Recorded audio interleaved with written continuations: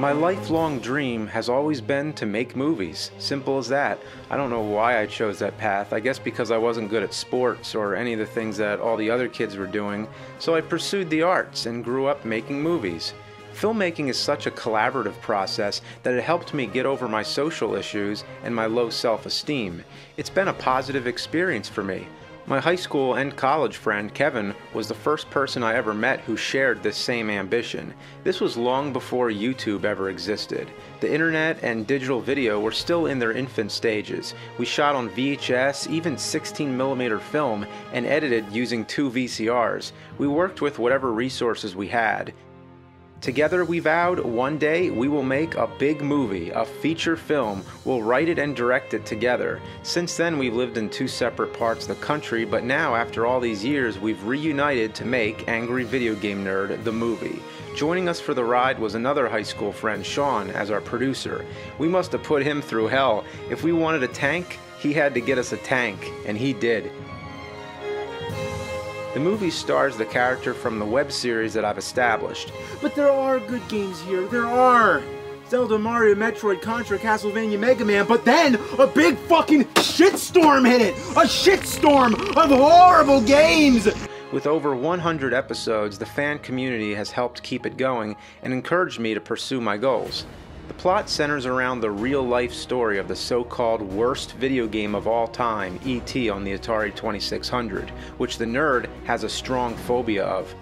We need to bury it in the past where it belongs and prevent future generations from being emotionally scarred. In 1982, when it came out, the game flopped so bad that millions of unsold copies were said to have been buried in the desert. Is that our whole excavation team? No, there's been some budget cuts. All right, whatever. Let's film this. Rolling. It's the perfect story to make a movie about. Of course, the movie's a work of fiction and set in a fake reality, but it mirrors real life, how E.T. is the nerd's most requested game to review, and ironically, how the story of the Atari landfill has gained so much more attention over the years since we began writing the script in 2007. I'm here in Alamogordo, New Mexico, at the Atari landfill. Here, hundreds of video game enthusiasts have made a mysterious pilgrimage to the resting place of the classic Atari game, E.T. The game was designed by Howard Scott Warshaw, a pioneer in video game programming who had only 5 weeks to make it. We were honored to have him appear in the film. I was just talking with James. I was telling him that, you know, for 30 years I've been hearing stuff about E.T., speculation about what happened, what went on, are the carts there, what's going on. Been the same story over and over again, and the fact is, I've been hearing this crap for 30 years, and James has come up with the first fresh take on it in all that time.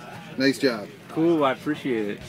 Obviously, producing a feature film on this scale is a lot more work than making an episode all by myself in my basement. The internet is all about quick entertainment and fast delivery, but this project is a much bigger beast.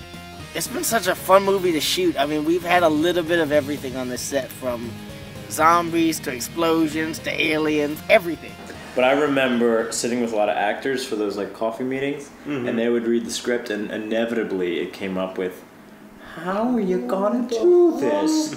And they were like, "I don't even care. You can bring me on as an extra. I just want to see how you even try to make this happen." Yeah. 3 brand new idiots are gonna make this movie. The writing, the pre-production, the shooting, the post-production, sound syncing and organizing, the editing, the color correction, it goes on and on. Currently, the visual effects are being worked on, and soon we will begin sound design and music. These are each very time-consuming processes, especially when you're working on web videos at the same time, and not to mention having a kid. Any parent can tell you what that's like. It's been 2 years since cameras first rolled on the AVGN movie, which is not bad for an independent film that usually takes several years to make. Optimistically, we thought we could get it done sooner, but that's the unpredictable nature of filmmaking. It's the same thing if you call somebody and say, "I'll meet you in 5 minutes," but really it takes 15 minutes to get there. Same concept, but on a grander scale with a lot more variables. It's no wonder when you start to learn how expensive movies can be. There's location costs, permits, union costs, insurance, lawyers, costumes, special effects, generators for electricity, food, portable bathrooms, camera gear, equipment rentals, lighting rentals, prop rentals, transportation costs, vehicle rentals. It goes on and on. Indie filmmakers usually go into debt. You need to have an unreasonable passion for it. If you want to make a wealthy living, you become a doctor or a lawyer. But filmmaking is something you do just because you're obsessed. One of the things that particularly made this movie so difficult was all the practical special effects. We had costumes, animatronics, and miniatures. We used every trick in the book when most major movies today use all CG. These are low-budget effects, but they have charm, and I wouldn't want them any other way. I like it when the creativity and ingenuity shine through. I like when audiences can tell how you did the effect. That invites them into the filmmaking process. Ready? Ready. Okay. Action!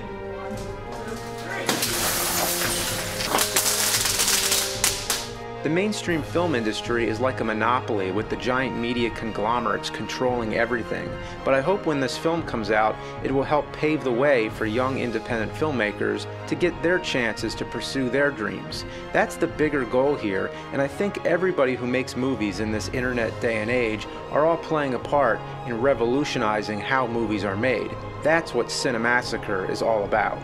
I came a long way to make this movie. Quite literally, I drove across the country and back with my wife and cats. I had a lot of trials and errors. It was a hands-on experience that can't really be explained until one has tried it for their own.